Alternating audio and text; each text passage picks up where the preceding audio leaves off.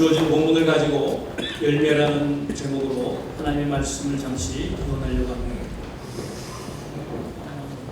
제가 이제 대학 3학년 때 처음 예수님을 영접한 교회도 처음 나갔고, 근데 그 당시 때 이제 파라처치, 지교의 로컬 처치가 아닌 선교단체 파라처치를 우리 목사님이 가지 못하도록 했습니다.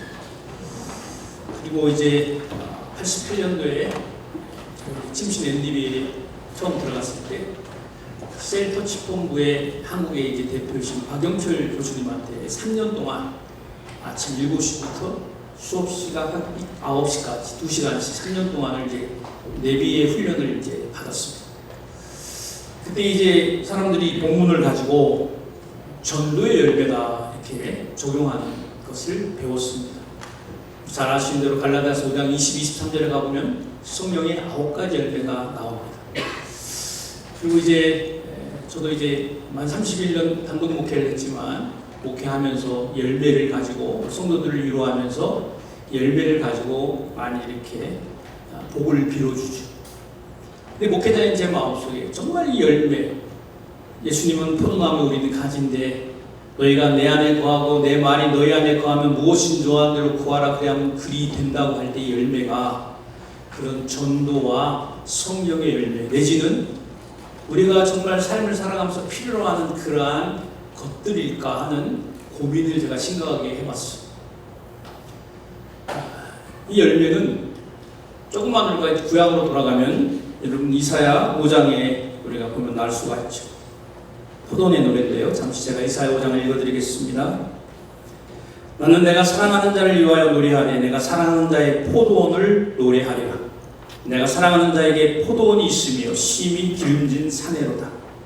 땅을 파서 돌을 제하고 극상품 포도나무를 심었도다. 그 중에 망대를 세웠고 또 그 안에 술투를 팠도다. 좋은 포도 맺기를 바랐더니 들포도를 맺었도다. 예루살렘 주민과 유다 사람들아, 구하노니 이제 나와 내 포도원 사이에서 사리를 판단하라. 내가 내 포도원을 위하여 행한 것 외에 무엇을 더할 것이 있으랴. 내가 좋은 포도 맺기를 기다렸거늘 들포도를 맺음은 어찌이니냐. 그러면서 7절로 건너가니까 무릇 만군의 여호와의 포도원은 이스라엘 족속이요 그가 기뻐하시는 나무는 유다 사람이라. 그들에게 정의를 바랐었더니 도리어 포악이요 그들에게 공의를 바라셨더니 도리어 부르짖음이었다는 말씀이 나옵니다. 예수님께서 포도원 비유를 말씀했을까요? 그리고 하나님 나라 확장을 위해서 우리 안에 있는 복음을 증거하도록 이 열매를 맺어한다는 그 개념 속에서 이 말씀을 했을까? 설교자는 저는 그렇게 생각하지 않습니다. 하나님의 말씀은 일관성이 있죠. 그랬을 때 하나님께서 이 예수님의 비유를 통해서 우리에게 말하고자 하는 것은 바로 이 공의와 정의인 것입니다. 하나님은 인자하신 분임을 믿으십니까? 안 믿으시는 분입니다. 인자라고 할 때 우리가 원문이 헤세드잖아요. 헤세드는 뭐냐면 인간의 마음의 상태, 본질을 가리킵니다. 그리고 공의와 정의라고 말할 때는 히브리 말로 미스파트 또는 짜레카라고 합니다. 이 미스파트는 뭐냐?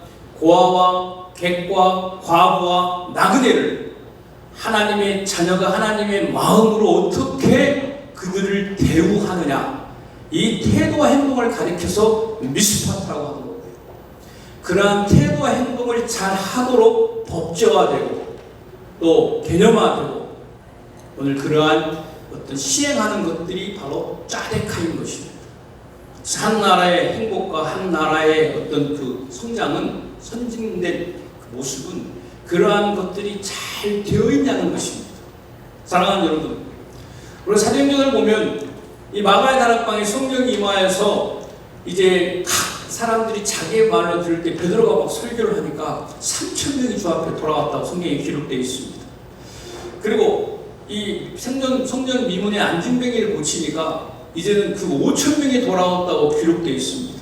많은 사람들이 사도행전으로 돌아가자. 우리가 사도행전의 29장을 새로 쓰자 이렇게 얘기하는데, 여러분 정말 교회의 부흥과 성장이 정말로 성경에서 하나님이 말하는 마지막 여러분 이 썸밋 가장 최상의 모습일까요? 저는 그렇게 생각하지 않습니다. 사도행전 2장과 사도행전 4장을 보면 이런 말이 있습니다. 사람들이 자기의 소유를 팔아서 사람들의 필요에 따라 내어놓더라. 바로 희년의 정신이죠.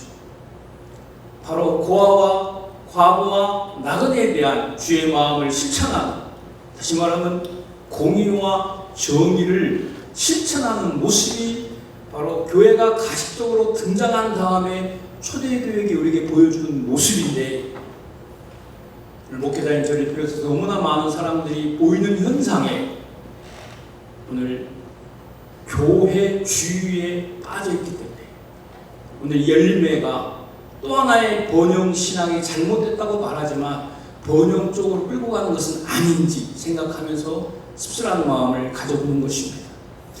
미가서 6장의 8절에 이런 말이 있죠. 앞에서부터 다 읽으면 좋겠지만 오늘 하나님께서 내가 너희들과 변론하기를 원한다. 내 백성아 무엇을 내게 행하였으며 무슨 일로 너를 괴롭게 하였느냐. 너는 내게 증언하라. 내가 애굽 땅에서 인도내어 종로로 사는 집에서 속량하였고 모세와 아론과 미리암을 너희 앞에 보내지 아니하였느냐. 내가 무엇을 가지고 여호와 앞에 나아가며 높으신 하나님께 경배할까. 내가 번제물로 1년 된 송아지를 가지고 그 앞에 나아갈까. 여호와께서 천천의 수량이나 만만의 강물 같은 기름을 기뻐하실까.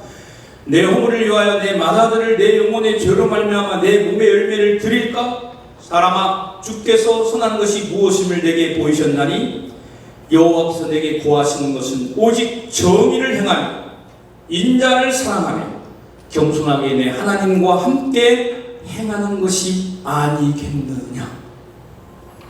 여러분 이 말씀을 또 거슬러 올라가면요, 창세기 19장 18장 19절에서 오늘 소돔과 고모라의 멸망을 앞두고 하나님께서 천사들을 통하여 하신 말씀입니다. 여호와께서 이르시되 내가 하려는 것을 아브라함에게 숨기겠느냐. 아브라함은 강대한 나라가 되고 천하 만민은 그로 말미암아 복을 받게 될 것이 아니냐. 내가 그로 그 자식과 권속에게 명하여 여호와의 도를 지켜 의와 공도를 행하게 하려고 그를 택하였나니. 여호와의 도를 지켜 의와 공도를 행하게 하려고 내가 그를 택하였나니. 노예에서 지난 99회 10년 전이죠. 겨자씨교회 광주 처음 총회할 때 제가 노예 선교였지만 총대로 나갔고 104회 때부터 지금까지 계속해서 총대를 나가면서 총회 안에 많은 노예들로부터 오는 헌혜함과 청원과 이런 내용들을 보면요, 정말로 가슴 아픈 일들이 나요. 우리 너무 잘 알잖아요. 요한복음 13장 34절 35절에 내가 너에게 새 계명을 주노니 너희가 서로 사랑하라. 이로써 모든 사람이 너희가 나의 제자인 줄 알리라. 근데 여러분 교회가 지금도 가을 정비를 하고 있는 지역적인 노예마다 다는 아니지만 지금도 여러분 피켓 들고 데모하고 이런 아픔을 볼 때에 얼마나 우리 주님의 마음이 아프겠어요. 우리 경일교회는 영천교회로부터 은혜롭게 분립되고 또 선배 목사님들 지도와 또한 계속해서 이어지는 우리 많은 동역자들, 후배 목사님들 통해서 이 경일교회가 아름답게 지금까지 나왔는데 주께서 우리에게 명령하신 이 의와 공의와 정의를 우리 마음에 새기면서 그것을 가장 귀한 가치로 여기는 저와 여러분이 되었으면 좋겠습니다. 인천에서 목회하는 제 후배 목사가 있는데요, 토요일날 밤에 하는 일이 뭐냐면 90이 넘은 권사님과 함께 고소를 치는 겁니다. 그 자녀들이 자기 어머니를 홀로 놔두고 이제 서울에서 생활할 때 늘 그 어머니에 대한 노심초사. 그래서 이 후배 목사님에게 부탁을 했어요. 목사님, 우리 어머니가 소천할 때까지 잘 부탁합니다. 그래서 10원짜리를 가지고 가서 2시간씩 같이 하면서 이뤄주고 또 이렇게 속이기도 하고 막 웃으면서 이제 그 웃음꽃을 막 피운다고 이야기를 해요. 전에 우리 김인중 목사님이 이 명절 때가 되면 이제 그 친척들과 함께 고수도 붙인다고 할 때 우리가 신학교를 다닐 때 그 순간 그런 말 했어요. 목사님을 고스톱을 쳐? 근데 이제 세월이 지나면서 제가 목회를 하면서 느끼는 거예요. 아하, 정말 주께서 우리에게 원하시는 것이 뭘까? 가장 옳다고 주장하는 것, 내 생각에 가장 맞다고 주장하는 것을 관철시키기 위해서 싸우고 정치하고 해를 만들고 당을 짓고 그런 것일까? 우리가 주님 앞에 섰을 때 이 경일교회에 속해 있는 저를 비롯한 모든 회원들이 정말 주 앞에 참 착하고 충성된 종아 한마디 하고 마치겠습니다. 팀 켈러가 그런 말 했습니다.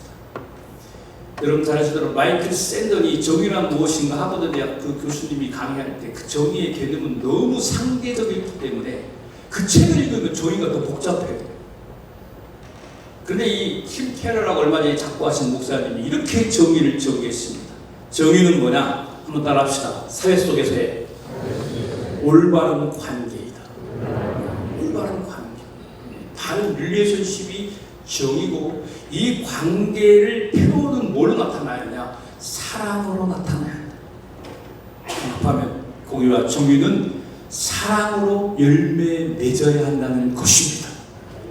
오늘 경일교회가 하나님 앞에 그러한 노예가 되기를 주의 이름으로 축원합니다.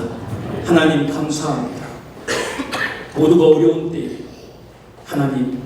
하나님의 그 사랑으로 우리의 마음이 부욕해 하시고 오늘 그 하나님의 사랑의 통로가 되어서 진정한 복의 근원으로 살아가는 주의 종들 교회 되게 하옵소서. 존귀하신 예수님의 이름으로 기도하옵나이다. 아멘.